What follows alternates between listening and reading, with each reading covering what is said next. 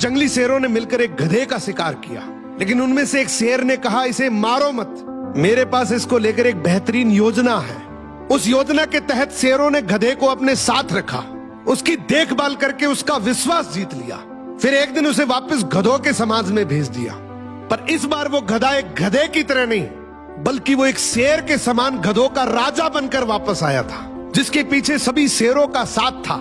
इसलिए बाकी सारे गधे इससे डरने लगे और उसके खिलाफ बोलने से कतराने लगे। अब शेर जब जब उस गधों के झुंड को देखने आते, ये गधा अपने समुदाय के गधे को शेरों को खाने के लिए दे देता। ये गधा गधों के बीच तो एक शेर जितना ताकतवर बन गया था, लेकिन शेरों के बीच वो अब भी एक गधा ही था। ये अपने जैसों पर तो राज करता था, लेकिन ये एक ऐसी ताकत से जुड़ा हुआ था जिससे वो बचकर भाग नहीं सकता था।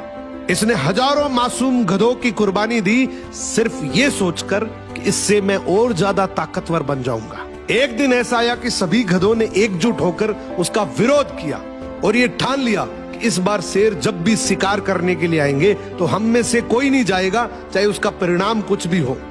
अगले दिन जब शेर आए तो ये गधा अकेला ही खड़ा था, इसके पास कोई दूसरा झुंड नहीं था।